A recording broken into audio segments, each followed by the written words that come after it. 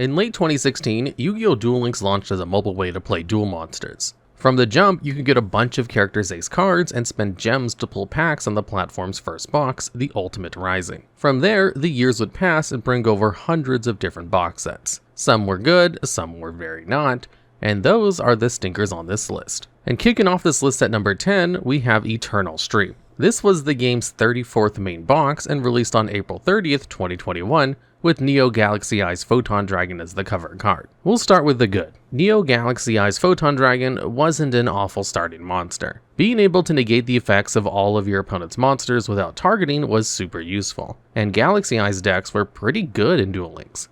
Even before the introduction of support like Galaxy Trance and Galaxy Expedition, Galaxy players were more than capable of fielding 2 level 4s to overlay into Star Liege Lord Galaxion, and get Galaxy Eyes Photon Dragon onto the field. While many Galaxy Eye strategies use the Kite Tejo skill Galaxy Photon for consistent access to support cards like Galaxy Zero and Photon Stream of Destruction, Neo Galaxy Eyes Photon Dragon had particular synergy with the latter release skill, Xyz Galaxy. Namely, this skill lets you overlay into Neo Galaxy Eyes Photon Dragon using a single Galaxy Eyes Photon Dragon. This added the board-breaking effect negation to your tree of Galaxy Eyes Full Armor Photon Dragon and Galaxy Eyes Cypher Blade Dragon, escalating overlays for game. Other notable cards from the set include Dark Ruler No More, Heroic Champion Excalibur, UA Signing Deal, and Fire Formation Tenki. Of these, Fire Formation Tenki saw the most play in Duel Links and a number of meta decks including Lunalights, Lyralists, Tri-Brigade, Ancient Warriors, and more.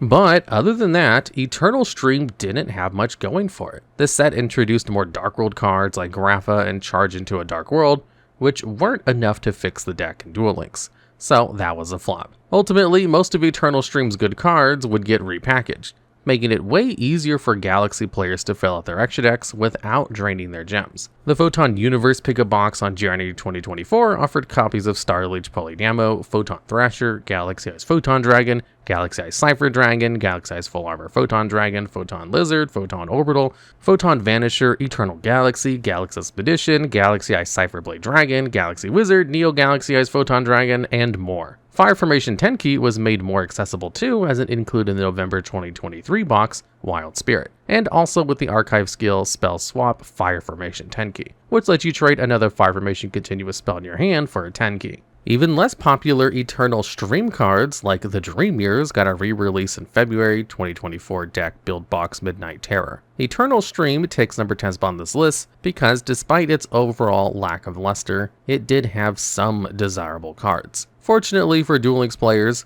and unfortunately for this box, many of those cards are now available in boxes with better value.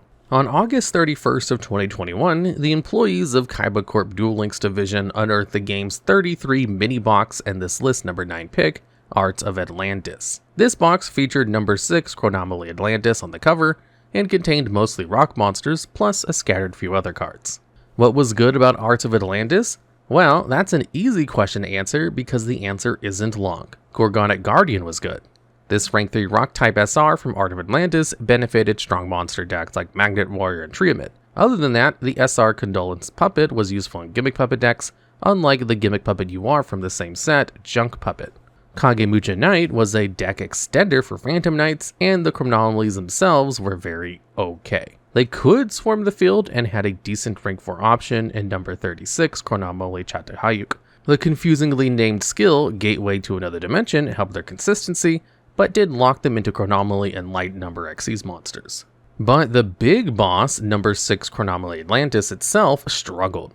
It had a nifty effect to have your opponent's life points, but of course, no matter how many times you do that, it'll never win you the game on its own. Though Chronomaly decks would improve with additions from later boxes, like number 33 Chronomaly Makumek and Chronomaly Vinmana, they were still never the strongest deck on the block, and were especially underwhelming on release of Art of Atlantis, which became even less relevant with a repackage of both Chronomaly Crystal Skull and Chronomaly Nebra Disc in Selection Box Mini Volume 6. From the dark days of Duel Links past emerges yet another box from the year of 2021. Releasing in June, just a little after Eternal Stream and before Art of Atlantis, the 35th main box Darkness Gimmick and its cover card, number 15 Gimmick Puppet Giant Grinder, takes a spot at number 8.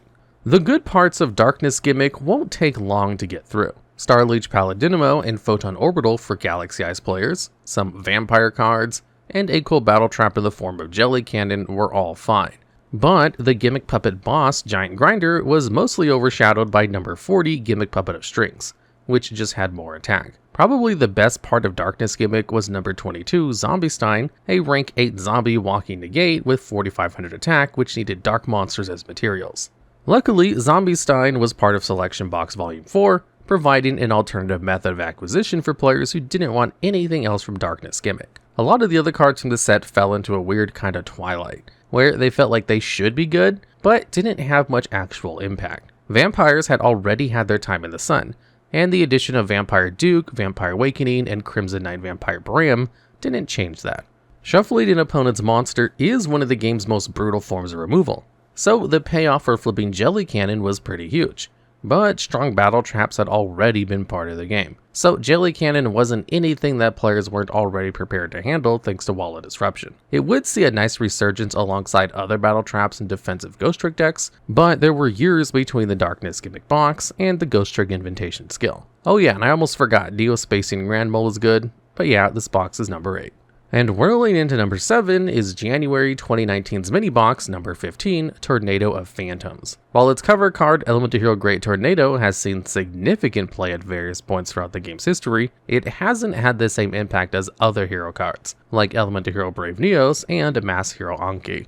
It's a level 8 Wind Warrior with 2800 attack, 2200 defense, and an effect that activates on Fusion Summon to have the stats of all of your opponent's monsters permanently. This is pretty good, but not the main reason Elemental Hero Great Tornado has seen play. Instead, the main thing this card has going for it is its convenience. Its fusion requirements of any Elemental Hero plus any wind attribute pairs well with Stratos, the deck's best normal summon searcher who happens to fall into both of those categories.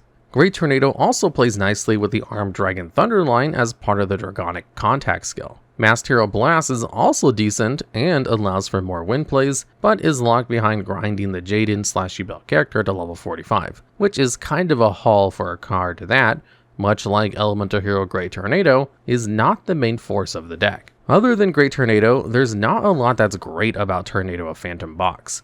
It's got a sprinkling of Mist Valley, Gusto, and Mecha Phantom Beast cards, but none of these strategies made any particular splash in Duel Links, not on release in 2019, and not by the time of script writing this video years later. Mecha Phantom Beast Tetherwolf saw a smattering of playing decks using the Revolution de Fleur skill, but that had more to do with the strength of the skill than Tetherwolf's utility in Duel Links.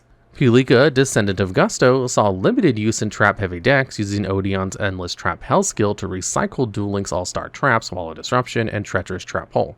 But these use cases are exceptions to the general trend, and most everything in Tornado of Phantoms getting totally ignored. This box introduced Rainbow Overdragon, but Selection Box Volume 8 gave duelists a better way to acquire the card when it finally became useful after New Year's Eve's 2024 Rainbow Overdrive set made Crystal Beast and Rainbow Dragons playable. Mistworm aged okay, but this box overall did not bring much to the table. And sounding off at number 6 is Echoes of Silence. This set has Silent Magician level 8 as its cover card and is the 6th mini box overall, releasing in August of 2017.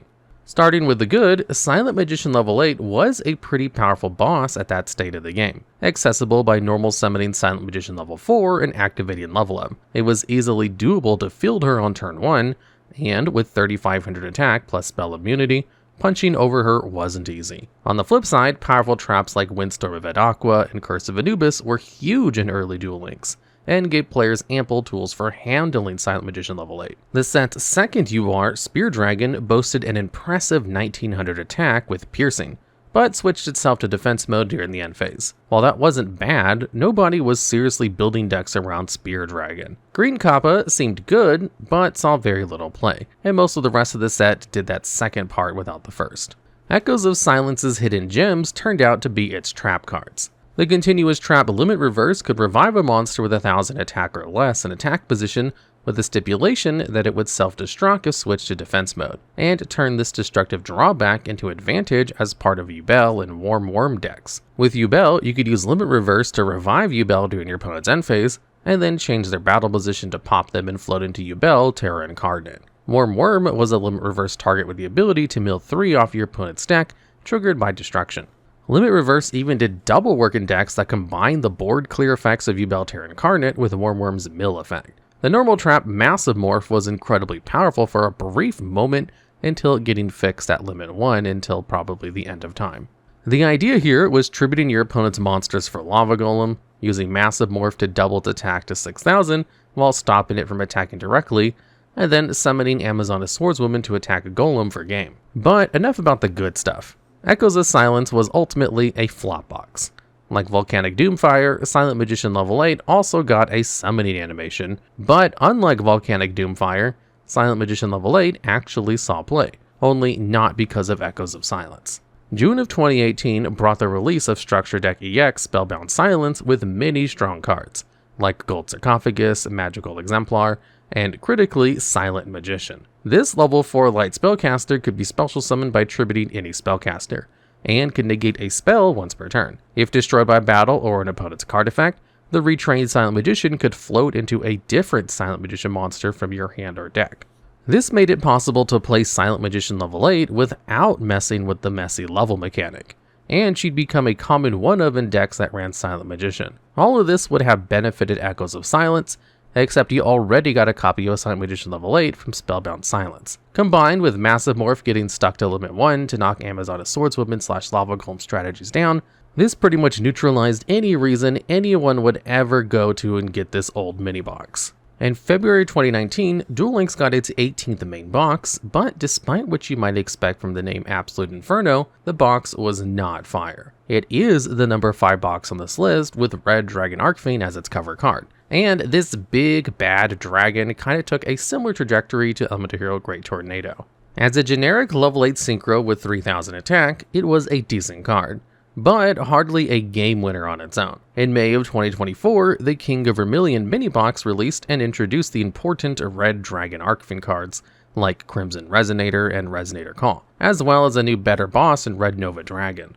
A few years later, we got the Scarred Resonance main box of March 2025. Now, with important staples like Crimson Gaia, Bode Archfiend, and more Resonators like Vision and Soul Resonator, not to mention Scarred Dragon Archfiend, you might expect a new era relevance for the original Absolute Inferno box, but this never materialized for a few reasons. And we will get to those in a second. But first, let's run down the box's other notable cards real quick. Cerulean Sacred Phoenix of Nephthys was cool, but unfortunately, coolness doesn't win many duels. This box introduced a lot of Laval and Fire Fist cards, and neither archetype saw much success in Duel Links. Probably the card from Absolute Inferno to see the most play was the normal trap Bad Aim, at least if you don't count Red Dragon Archfiend, and you shouldn't. And here's why. In November 2021, Structure Deck EX King's Resonance made Red Dragon Archfiend easily obtainable outside of Absolute Inferno. And to further insult the Dragon King of Archfiends, the May 2023 mini-box Wings of Clearness introduced Void Ogre Dragon, another generic level 8 Dark Dragon synchro monster with better stats and a spell and trap card negate. This card completely eclipsed Red Dragon Archfiend in most Resonator decks for a long time. Though Scarred Dragon Archfiend does return some value to the original Red Dragon Archfiend, it's worth mentioning how Void Ogre Dragon totally usurped the card. I said that Red Dragon Archfiend had a similar trajectory to Elemental Hero Great Tornado, and this is true in that the card was fine on release, but would go on to see more play over time alongside modern support. But Red Dragon Archfiend was worse for longer. And the other cards in this set arguably underperformed Tornado of Phantoms, so one spot deeper in this list than Absolute Inferno goes. And keeping with the fire theme, May of 2020's mini box 25 Flames of the Heart takes number 4 on this list, with its cover card Yoko the Graceful Mayakashi. This box went in two main directions, zombies and Goki, and given the success of both strategies in Duel Links, you'd think Flames of Heart would have been pretty good. You'd be wrong. Although zombie decks have seen a ton of viability on the platform, Flames of Heart's zombie support was very Mayakashi-centric. While this line of synchros occupied the same lore world as the Shiranui Samurai, they did not enjoy the same relevance to the Duel Links meta. Many years after Flames of the Heart, the Mayakashi would receive the dedicated archive skill Mayakashi Stirring, which propelled them into viability alongside new support in the form of Yuki-Onna, the Ice Mayakashi, and Yuki-Onna, the Icicle Mayakashi. But rather than enhance the prospects of Flame of the Heart, all the important Mayakashi cards are repackaged into Ghost Reunion, a pickup box released in January 2024. Likewise, the box Goki monsters were also released. Goki Suprex, a Flames of Heart UR, was included in September 22's Selection Box Super Mini Volume 2, and May 2024's Anniversary Box WCS 2024. In conclusion, the two main selling points of this mini box became more easily available to duelists through other better value means. And at spot number 3, we have more fire. Primal Burst was Duel Links' 9th main box and released on New Year's Eve 2017. Volcanic Doomfire was its cover card, and the discussion of the good parts of this box will be brief. Although Volcanic Doomfire saw almost no competitive play, it was at least the ace monster of Axel Brody from the Yu-Gi-Oh! GX anime, meaning it gets a summoning animation, even if very few players ever actually see it. Unfortunately, Axel Brody wouldn't actually get added to Duel Links until the DD Castle Assault event almost 3 years after the release of Primal Burst and Volcanic Doomfire. The introduction of this character brought a few skills designed to make Volcanics playable. However, these pyro monsters just weren't explosive enough to see widespread use. But Volcanics weren't the only cards featured in Primal Burst. Lila, Lightsworn Sorceress, and Gaia Plate the Earth Giant weren't bad, and Earth Armor Ninja and Spell Striker were free special summons. But a large portion of Primal Burst was dedicated to Dark Worlds and Cloudians, two archetypes that have historically struggled in Duel Links. Dark Worlds in particular have had a bad time in the format, being both competitively unsuccessful and absurdly expensive to build. Primal Burst contained both Dark World Lightning and Snow, unlike of Dark World as URs. And while Dark World Lightning could pretty much be ignored, Snow is a Dark World staple, and usually ran at 3 copies. Missing from Primal Burst are Grapha, Dragon Lord of Dark World Dealings, and the Gates of Dark World, 3 vital Dark World cards that are also URs, and 3 other different main box sets. Luckily, the introduction of box chips has enabled duelists to tinker with Dark World strategies more easily, by letting them skip the expensive Primal Burst resource sink. At the time the script was written, the Dark Worlds still have a lot of cards yet to make it to Duel Links. Hopefully they'll add a structure deck or a pickup box to save players from having to scavenge various Dark World staples from across the years of main boxes. And mobilizing into this list number 2 spot is box number 6, Electric Overload. This set released in July of 2017 and featured XYZ Dragon Cannon as its cover card. The good cards from this box include Carry On the Mage, a level 4 Beast Warrior with 1800 attack that pops a spell or trap after discarding a spell. Treeborn Frog, a level 1 Aqua monster that revives itself from the grave during the standby phase if you have no back row. And Mecha Phantom Beast Hamstrat, a level 3 machine that summons 2 tokens when flip face up. The Continuous Trap Ninjutsu Auto Transformation, which would also see some play, but nothing too impactful. On the bad end, we have just about everything else to come out of Electric Overload. Duel Links seems like the kind of place where an iconic but bad anime boss like XYZ Dragon Cannon could carve a niche, or at least get a broken skill. But just like in the TCG, things didn't really work out for these light machines. Where a lot of the boxes I've gone over in this video have seen their good cards repackaged into selection boxes, structure decks, and pickup boxes, most of Electric Overload has only seen the one release. Ninjutsu Auto Transformation and Ninja Grandmaster Sasuke managed to infiltrate Selection Box Volume 1, but XYZ Dragon Cannon remains an Electric Overload exclusive. Maybe this will change someday with the introduction of more modern XYZ cards, like ABC Dragon Buster and XYZ Hyper Dragon Cannon, and maybe that's even already happened by the time you're watching this. But that doesn't change the poor quality of this 2017 main box. But as bad as XYZ Dragon Cannon was in Duel Links, it does have a surprising number of competitive placements, and that's because of one very committed duelist going by the tag Novo Mortis.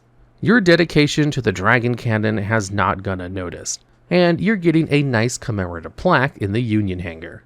And coming in at number 1, we have Land of the Titans.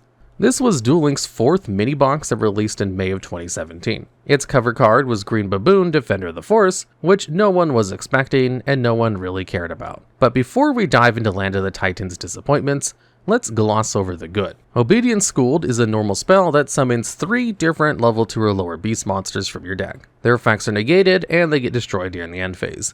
And you're also locked into only special summoning beasts for the rest of the turn. But those are Obedience School's only costs. You don't have to discard or use any extra resources to activate, making this card a big advantage generator. Using your 3 beasts as materials for extra deck summons is usually the best way to maximize the value of Obedience Schooled. But Land of the Titans were released into Duel Links way before Synchros, Xyz, and Link monsters. For a long time, your best use of this great card was probably distributing off 2 beasts for Blue Eyes White Dragon. Unlike many other valuable early cards, as of scriptwriting, Obedient School has never seen a Duel Links re-release. This means that if you want to use Obedient School for your fabled Unicorns and number 64 Rodent Raccoon Sandus and Melfi Mommies, you're forced to choose between burning one of your few SR Dream tickets and sinking gems and lots of gems that you're never going to see again into Land of the Titans. The implementation of box chips makes the situation less dire, but it's still frustrating that such a cool card was so difficult to use, and obtain, once usable, for so many years. Land of the Titans' other primary notable card is Security Orb, a battle trap that could change the battle position of opponent's attacking monster with an added layer of protection of popping a monster if the trap is destroyed before you get a chance to activate it. And the bad? Gearfree the Iron Knight was fine, but Gearfree the Swordmaster wasn't. Raging Mad Plants would see some play while Sylvans were dominant in 2019, but the deck was fine without it. Dust Knight is way worse than its more prominent fellows Armageddon and Dawn Knight, and the box's 2 URs didn't hold up to those from previous 3 sets. Green Baboon Defender of the Forest and Yellow Baboon Archer of the Forest had a decent stat line of 2600 attack and 1800 defense, and could special summon themselves when your beast got destroyed.